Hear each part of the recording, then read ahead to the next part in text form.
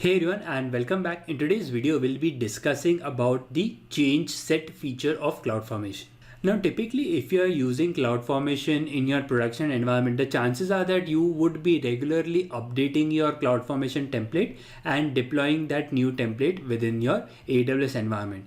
Now, typically when you deploy the changes that you make to your template, it is important for you to understand on what are the delta changes that your updated template is going to make.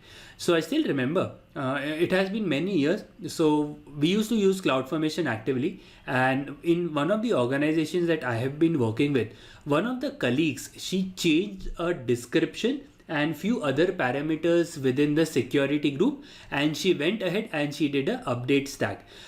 However, instead of having the change that she expected, the template that she updated, it completely did a negative thing, due to which the production system went down. So during that time, it was not really possible to see what exactly your updated template is going to do. So this is something that I really like about Terraform. So Terraform, when you do a Terraform plan, it will show you on what exactly the Terraform template that you have written or you have updated, what exactly are the changes that it is going to do. So now what CloudFormation has come up with, it has come up with a feature of change sets. Now, change sets is basically a feature which allows you to see on what changes your updated template is going to make within your production environment.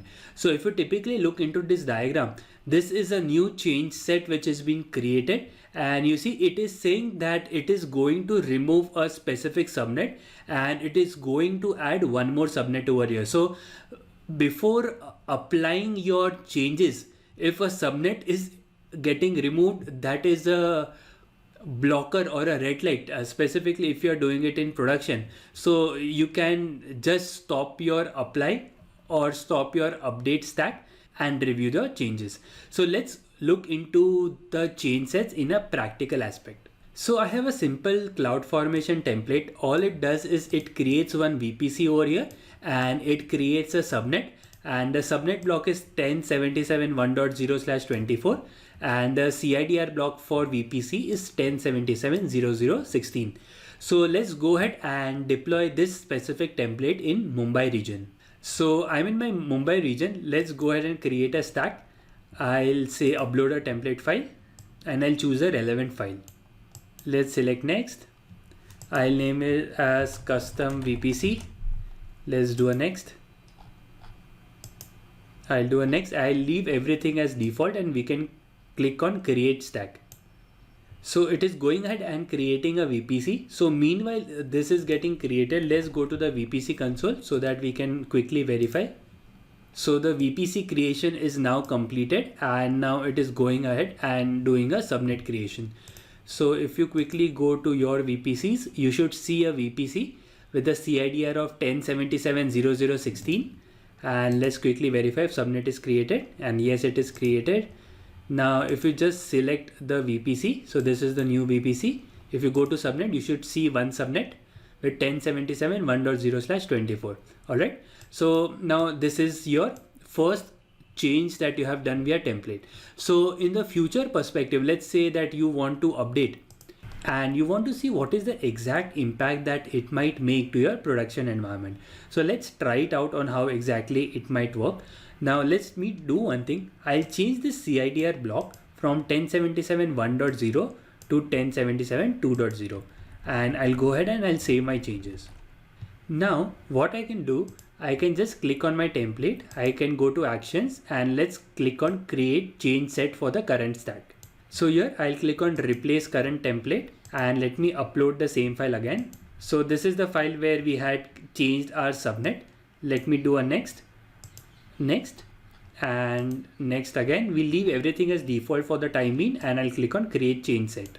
I'll name it as version 2 and I'll click on create change set.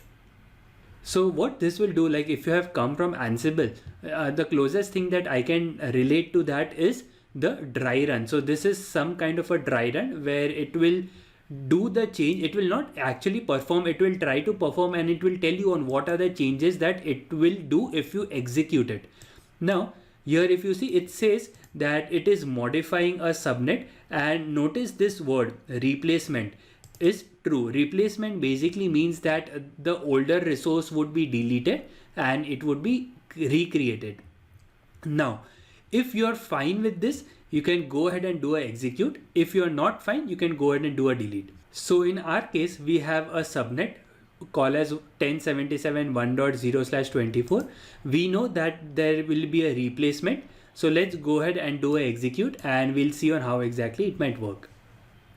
Great. So now if you see, there is something called as delete in progress. So the earlier subnet which was present, it is getting deleted, and the new subnet of 1077.2.0/24 which we were creating, it would have been created.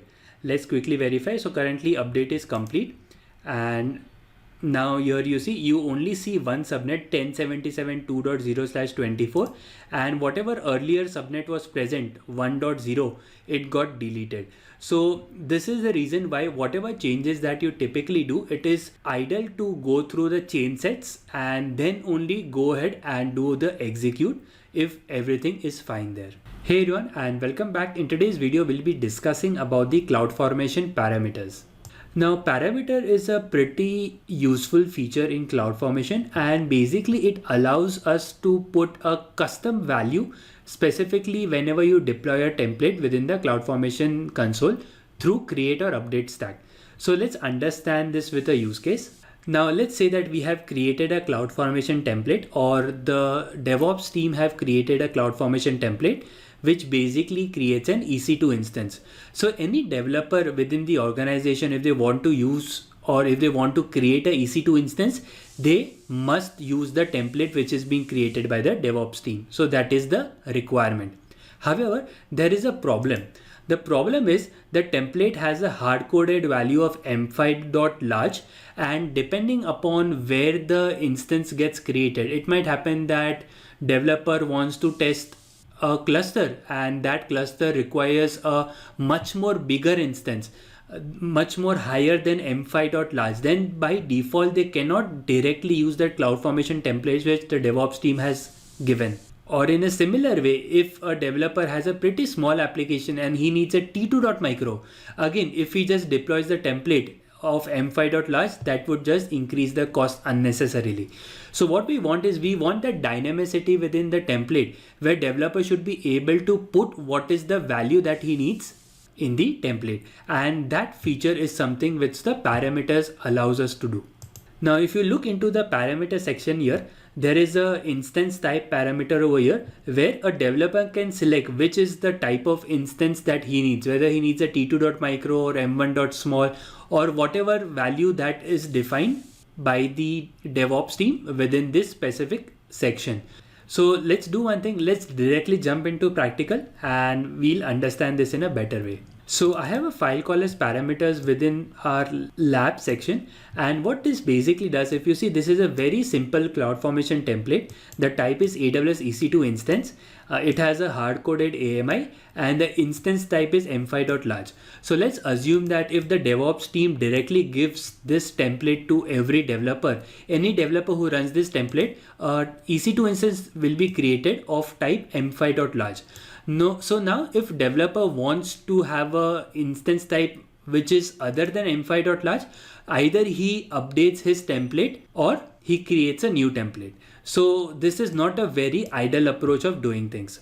So with this, we discuss about parameters. So there's a file called as parameter v2 over here. Now what happens in this type of approach is that you see, within the instance type, we are doing a reference to the instance type parameter over here. And within the parameter section, I have an instance type parameter, type is string, and the default value is t2.micro, and the allowed value is t2.micro, m1.small or m1.large. Now, if the developer does not specify any value, the template will take t2.micro by default. However, the developer will have option to select one of these instance type values whenever they deploy the template. So ideally this is just for example, but this list might be long depending upon the use case that is there within the environment. So let's go ahead and deploy this and see on how exactly it might look like. So I'm in my CloudFormation console. Let's click on create stack. I'll use a upload a template file option and I'll select the parameter v2.txt. Let's click on next. And now you see by default here, the instance type is t2.micro. However, if you go to the drop down, you also have option for m1.large and m1.small. So these are the options which are available. So typically whenever you have a larger environment, parameters is something that you will be quite often be using within your CloudFormation template. So this is just one example. Let's say second example I can give you is of key. So if you want the CloudFormation template which creates a EC2 instance, so you cannot hard code your key, because if developer is launching his instance, he want his instance to be created with his key. So he should be able to specify his key from the parameter, and CloudFormation will create the template with the key which the developer has specified within the parameter section over here.